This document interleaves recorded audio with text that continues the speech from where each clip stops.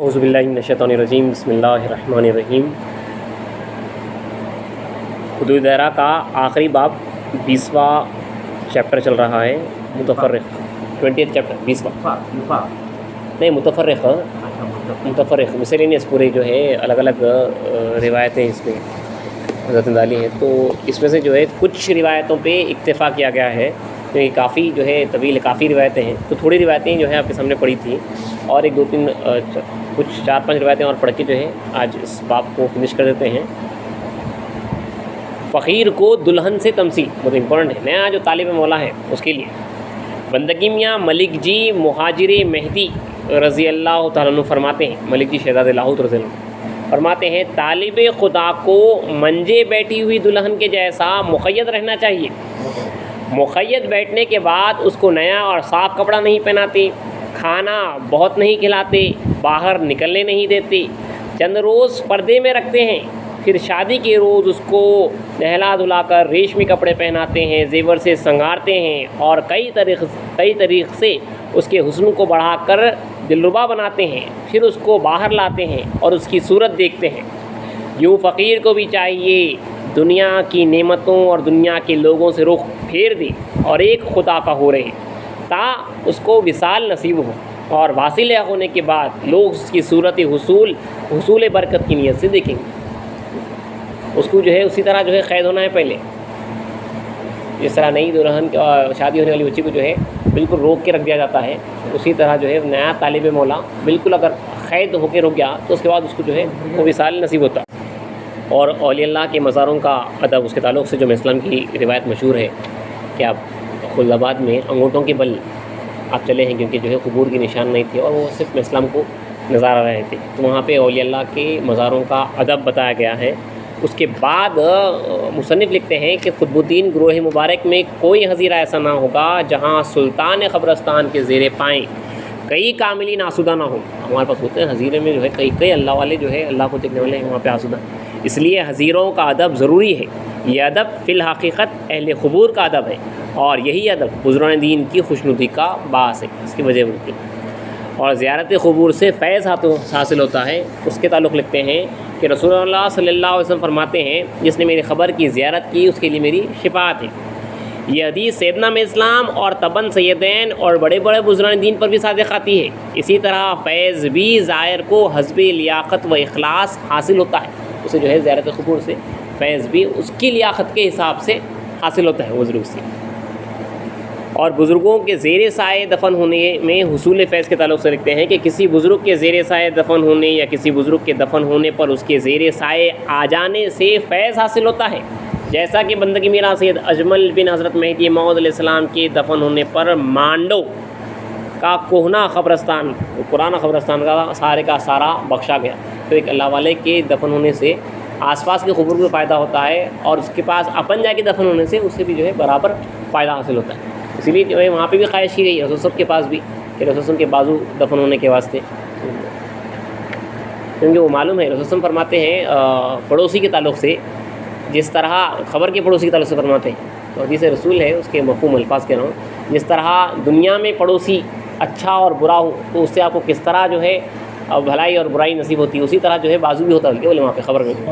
اچھا پڑوسی رہا تو اپنے کو سکون رہتا، برا پڑوسی رہا تو تنگ کرتے رہتا، اس طرح وہاں پہ بھی ہے بولے۔ اسی لیے جو ہے واپس کوشش کی جاتی ہے کہ اللہ والوں کے قریب میں دفن ہو۔ مبتدی کو حجرے سے باہر جانے میں نقصان، بندگی میں مبتدی مطلب جو بالکل نیا طالب مولا ہے، نیا فقیر ہے، اس تعلق سے لکھتے ہیں کہ بندگی میں شاہ نعمت رضی اللہ فرماتے ہیں کہ مبتدی کو اپنے حجرے سے باہر جانے میں بہت نقصان ہے، اس لیے جس چیز کو دیکھے گا اس کی آرزو کرے گا اور پریشان ہوگا۔ اسی لیے حضرت شاہ نعمت ان کے دائرے کا عمل تھا کہ نیا جو طالب مولا ہے، نیا فقیر ہے، اس کو سودا سلوک کے واسطے باہر نہیں بھیجا جاتا۔ باہر گیا تو جو ہے لوگوں کو جو ہے دیکھے گا، ان کے کپڑوں کو دیکھے گا، اچھی طریقے سے جو ہے اچھی چیزوں کو دیکھے گا تو دل اس طرف راغب ہوگا، تو شروعات میں جو ہے اس کو اس طرف محنت کرائی جاتی ہے۔ اچھی صحبت کس کا نام ہے؟ اس تعلق سے بندگی میں شاہ نعمت ان کا فرمان لایا گیا ہے کہ آپ فرماتے ہیں، جو بات اور جو کام فرمان خدا کے خلاف ہو اس کے زجر کرنے میں رواداری نہ رکھے۔ دیکھے کہ جو ہے اپنا دوست اپنے جو ساتھ ہے انہیں جو ہے کچھ بھی عمل خلاف پہ فرمان خدا کر رہا ہے تو فوراً جو اس کے اوپر زجر کرے، روکے، تو وہ صحیح صحبت ہے۔ ورنہ جو ہے دوستی میں آپ انہیں برا مان جائیں گا یہ سوچ کے جو ہے آپ اس کو اس عمل سے نہیں روک رہے تو وہ اچھی صحبت نہیں ہے۔ 4 طرح کا سونا اس تعلق سے لکھا ہے کہ پیغمبروں کا سونا، اولیاء اللہ کا سونا، حکیموں کا سونا، نیند کا جو طریقہ ہے سونے کا، اور شیطان کا سونا۔ پیٹھ بستر سے لگی ہوئی رکھ کر سونا پیغمبروں کا سونا ہے، چتے سونا، چتے سونا۔ دل اوپر رکھ کر سونا یعنی سیدھی کروٹ سونا اولیاء اللہ کا سونا ہے۔ دل بستر سے دبائے ہوئے رکھ کر سونا بائیں کروٹ حکیموں کا سونا ہے، اس سے کھانا ہضم ہوتا ہے۔ اور اوندھے سونا شیطان کا سونا ہے، الٹا سونا شیطان۔ سیدنا علیہ السلام نے فرمایا سیدھی کروٹ سو رہو تاکہ دل اوپر رہے۔ یہ ذکر کی جو نفس رہتی وہ دل اوپر رہنے سے جاری رہتی۔ تو ہمارا کام ہے، اور پیغمبراں چت لیٹ کر بھی جو ذکر اللہ میں رہتے تھے، اللہ کے دیدار میں رہتے تھے، ہم چت لیٹے تو غفلت کا اندیشہ ہوتا، آرام ہوتا نا وہاں پہ، اور دل اوپر ہونے سے جب آپ سیدھی کروٹ سوئیں گے تو ذکر اللہ کی نفس جو ہے وہاں پہ کھلی رہتی، آپ کا ذکر جاری رہتا۔ سیدھی کروٹ سونے کا میں اسلام کا حکم ہے۔ پھر میں اسلام سے کسی نے عرض کیا کہ بائیں طرف سونے سے کھانا ہضم ہوتا، بول کے بولے میں اسلام کو، تو میں اسلام فرمایا کہ اتنا کھاتے ہی کیوں ہو کہ ایسا سونا پڑے۔ بائیں طرف جو ہے سونے کا جو طریقہ ہے وہ کھانا ہضم ہونے کے واسطے حکیموں کا طریقہ ہے، تو اسلام بولے ایسا اتنا کھاتے کیوں کہ ایسا سونا پڑے، سیدھی طرف سونے کا میں اسلام کا جو ہے فرمان ہے۔ ایک اور 2 روایتیں ہیں اس پہ ختم ہے، جس میں یہ 3 علامتیں ہیں وہ مومن ہیں۔ بندگی میرا سید محمود ثانی مہدی رضی اللہ عنہ فرماتے ہیں کہ مومن کامل کی شناخت پہچان 3 چیزوں سے ہوتی ہے۔ ایک ملامت، اس کے اوپر لان تان ہو رہا، دوسرا فقر یعنی ہجرت اخراج وغیرہ، اور دوسرا سفر، تیسرا فقر، اس کے اوپر جو ہے وہ تکلیف میں ہے، فقر و فاقہ میں ہے۔ ایک دوسری جگہ میں روایت ملتی ہے تکلیف میں رہے۔ تو یہ 3 علامتوں سے یہاں پہ جو ہے ایک ملامت ہے، ایک فقر ہے، اور ایک تکلیف میں، ہمیشہ کچھ نہ کچھ انہیں تکلیف میں رہتا، یہ مومن کی علامت ہے۔ ثانی مہدی نے فرماتے ہیں اگر یہ 3 علامتیں نہ پائی جائیں تو وہ مومن کامل نہیں، کچھ نہ کچھ تکلیف میں رہتا۔ صدیق ولایت رضی اللہ عنہ فرماتے ہیں کہ بندہ گالیوں کا جھاڑ ہے، اس طرح جو ہے اللہ والے کچھ نہ کچھ تکلیف میں ہوتے ہیں۔ اور 2 قسم کے فقیر اس تعلق سے میں اسلام کا فرمان ہے، بڑا امپورٹنٹ فرمان ہے کہ بندھا ہوا مرتا ہے، پھرنے والا چرتا ہے۔ بندھا ہوا جو رہتا انہیں مر جاتا، اور پھرنے والا چرتا۔ جانور کی ایسی مثال دی گئی، اگر آپ کسی جانور کو بندھ کے رکھ دیے تو انہیں مر جاتا، اور پھرنے والا جانور جو ہے چرتے رہتا، کھاتے رہتا۔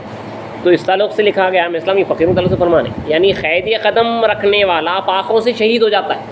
یعنی تو مرنے سے پہلے موت حاصل ہوتی ہے، فنا فی اللہ ہوتا ہے۔ اور گھر گھر بھٹکنے والے فقیر کو کھانا خوب ملتا ہے، انہیں پھرتے رہا تو کھانا خوب ملتا ہے، اسی لیے بندھا ہوا مرتا ہے، پھرنے والا چرتا ہے، بلکہ علیہ السلام۔